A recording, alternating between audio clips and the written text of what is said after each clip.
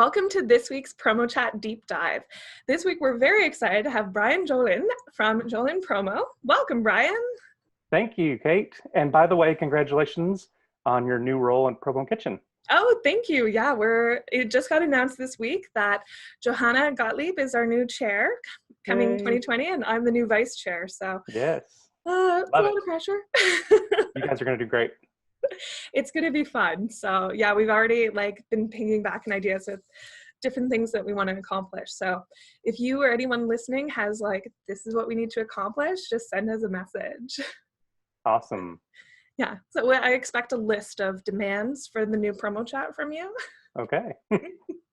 Awesome. Well, this week we took on the big topic of selling brands and what that means and who carries it. And so we kind of covered how do you sell brands? Why should you sell brands? And what are the pitfalls of selling a brand? So our question was, say you're working on a presentation for a customer who wants a specific brand name water bottle. Do you only present that brand, or do you offer similar products that will have the same quality but not the same recognition? And you responded with, if you were truly a consultant and you need to present what is best for their goals, purpose, and brand, if you think the brand name item is not right for this project, then present the ideal alternative and explain. That's a big topic. So what for you is how would you present that? If someone's coming in and going okay, I want this brand name water bottle, how would you respond to that? If you're just thinking, well, they just want it because of the name, or how do you do your research on why they want it, and how do you sell the other options? Or do you sell the other options? Right. Well, so this has been my struggle for the last several years. And, I don't think clients want to be trained. They don't want that term, but really trying to shift the conversation, I guess, to why are they wanting that? Why do they want that SIG or that Yeti or whatever premium brand out there? And is it because they have one and there's a certain feature they love about it? Like it's keeping something cold for 24 hours or something hot for 8 hours? Is that their main purpose behind it? And then who are they giving it to? What type of value does that prospect represent to their company or their brand? And if it's a trade show giveaway and they need to give away thousands and they don't have more than $10 budget, they're not going to have a brand, isn't going to be possible for that to have a co-branded type thing. But if they're looking at giving away 50 or 100 to top prospects that are worth $100,000 each, and it's an architecture firm, it makes a lot more sense to give away a premium gift that's co-branded. And so I'm always trying to get to the bottom of why are we interested in this product? What's our purpose? And then even sometimes, and I know this would be horrifying to you personally, but is the water bottle really the right tool for that? Or is there something else? Is it a jacket, a North Face jacket, or possibly a technology gift or something like that? So, yeah. But making sure that the purpose behind why they're doing this project is out in the open and that it's been sort of clarified in terms of what the goals of it are and what kind of return are we looking for on it. Yeah. So for anyone who is listening and doesn't know, is my company actually reps the Swiss brand SIG for North America and their premium water bottles. So I am very biased on this point. And how do you choose the right one? It's got to be a SIG. But well, and I heard starting in November 2019, the Promo Chat Deep Dive people get a free water bottle. So well, that's the only reason I angled properly for it. They could just send me a message about which one they like. What's that website again? Well, awesome. Well, and you know what? This is what I find really interesting about it, because when you have certain brands, is a lot of people let themselves they identify with the brand. So Swell, Yeti, Hydro Flask. You can even let's move into clothing, Under Armour, Nike, Arctic. Those are the ones where people it's part of their life, and it's part of their non-work life, and that's what they want to bring their likes into. So in that case, there is a real emotional tie to choosing that brand, and sometimes it's the wrong one. And I want to give away this water bottle. Well, you don't have the budget for it. So so do you, when you try and pivot them away, is there, because I get frustrated with distributors who pivot away just to get the lower price point, because they're just right. Oh, well, you're spending too much. Whereas there's obviously this incentive where people will know how much the product is and still want to, so they're not coming to you with like not knowing how much a brand name costs. But I see what happens again and again is people go, well, you're too expensive. I've gone with it. I've shown them a cheaper item. Well, it's like, okay, well, you've taken away the cachet of what they wanted of like brand name And that's the key quality. word right there, cheap.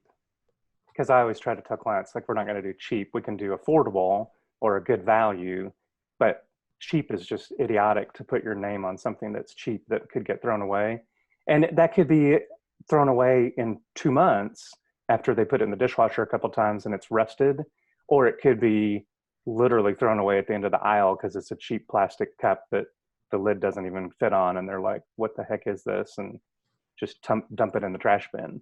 Yeah. And for all sorts of reasons, financial as well as environmental, that's horrible, horrible, horrible. So definitely Yeah. want to avoid that. So there's definite downsides to like choosing a brand. Like, so you also made a comment about sort of like the pitfalls of like the biggest pitfall I see are when a brand name item takes a political stance that is misinterpreted or was previously unknown, and it alienates people who identified with that brand. And it could just be like, you Well, know, think it, about people burning Nike shirts just last year, or jerseys, or was it Yeti coolers that they were firing their AK-47s at? destroying the Because, Keurig things as well. yes, or whatever. So, I mean, you have to be careful. And if you're an oil company, you can't use your logo on Patagonia. I mean, they're not going to allow that. So you definitely have to think through all that, I think, and just be sure that if it's not some crazy conservative place that you're selling, that they're opposed to Nike, but they're buying Nike shirts, it might not make sense. Yeah, you find out all of a sudden they're like, you know what, they love to And kick then they're mad bucket. at you as the distributor. Yeah. So So you have to be careful. when someone is like, you know, they have something where they're just like, this sweater is such and such brand, I love it, like I want to keep wearing it, and you're just kind of like, okay, you're a child charity, like, and this is a company that's known for, has been known in the past for like child labor practices, is like, how much research would you do on that to kind of protect your client's brand? Or do you get feedback where it's like, oh, it doesn't really matter, I just really like this sweater? How much pressure is on you as a consultant to kind of I rep think their there's brand for more now than there was 5 years ago. Is that a good political answer without answering? But I mean, I think you have to be careful because unless you're a huge distributorship with a research department, you can't know every single last suppliers. I mean, unless you're traveling, and even like Sanmar and PPAI and Stone, I think it is, they talk about if you go to a factory too often to check up on them, all they do is get really good at passing the inspection. They haven't changed their labor practice. They just yeah. have one site with 30-year-old workers and another site with 10-year-old workers. And that's not their words, but you know, it's basically like they're going to hide the problem and get really good at that versus actually addressing it. So I Yeah. think social responsibility is huge, especially when you are doing brands and your client might have a conflicting Yeah. Well, yeah, and purpose it's for something that you have brand. to be on top of, is like, because social responsibility is such a huge selling point for people, is like, because on the other hand is like, you can take a company's social responsibility and use that as your sales pitch, is be like, Definitely. this is what this company does, here's what matters to them, and here are they on top of. And yeah, and then, you know, it can be so detrimental to your brand. Like a Canadian brand here, Joe Fresh, a couple of years ago, one of their factories burned down and killed a bunch of people, and it was in India, and it was, you know, it wasn't that it was their factory, it was a factory where their products were manufactured, and it became like really like a black eye for them. And you know, you have to be aware of that, and you know what your, where your dollars are going and what impact they're having outside of it. Definitely. Yeah, man, we just tackled all the pressures of the world, didn't we? Sure. Yeah. So everyone go buy a Sig water bottle. What's that website again? SigNorthAmerica.com. It can also be found at Clearmount, right? Yeah. Yeah. But yeah, no, it's, so what is your favorite brand to sell that you like working with, that you think has been doing a good job, or that, you know, you're impressed with? So that's a loaded question, but I would think. So I like selling Nike golf shirts. for sure, just because of the quality. As long as you're not buying their, I think it's called Pebble something, which Josh will probably kill me for mentioning that. But they have a low end one that snags. But other than that, anything $40 and up embroidered tends to be just awesome quality. It lasts long, and it's just great colors that are spot on with people's teams that they follow and whatnot. But really, a lot of times to me, it's getting a following going for a brand. For example, in water bottles, Gordon Sinclair that are top rack dishwasher safe, including the decoration. Nobody else does that really. And so having something like that and pushing their brand, even though it's not a consumer brand, to Yeah. me is good within my customers that want that kind of quality item that's going to last for years. So Yeah, and quality is such a key word on this. Is like, I think that's why a lot of people like brands, is because they're familiar with them outside of like this no-name brand. Is they're like, I know because I've got it in a store and I've touched it, and it's a physical reality to them, whereas instead of looking at a product on a website. well, I think this was another question last week, that one of the best ways to get your clients as a distributor into brands is to do self promo. So, instead of just the cheapest possible pen for 19 cents, give away a $8 Pentel pen, or give away a $40 cross pen to, Yeah, obviously not everybody, but to select clients. the But really good ones. yeah, but you can really kind of push the envelope a little bit on products, and especially on brands, by using them yourself and showing how they do have a higher perceived value. Yeah, because you're tying your name to that value of that brand.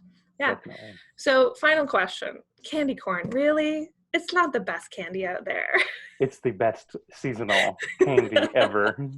You And have that caveat of seasonal. Bill Petrie is an asset to our industry, but his views on candy corn should probably place him in jail. Ooh, a bold statement there. Yep. Now, Fight if me, it Bill. Fight me. was, bring it on. No, if it was a good candy, it would be available year round. Like seasonal means they're like, we have to bring it out. It's tradition. Just like Elmo said on Sesame Street, if it was Christmas every day, it wouldn't be special. Well, we'll leave it on that note. So, well, thank you to our sponsors. Nice try to Maple Ridge. ambush me. Yeah. We're going to bring it up. I'm going to bring it up until you realize that it's not good.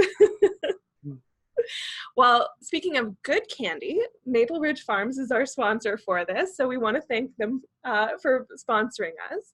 And Brian, where can we find you on the internet? Mainly on Facebook at Jolin Promo, but also I have a website. And your website is jolinpromo.com? Jolinpromo.com, yeah, easy. Easy, simple, direct. Perfect. And remember, everyone, join us every week, Wednesday at 3 p.m. Eastern and noon Pacific. Thank you, Brian. Thank you. Congratulations again. Thank you.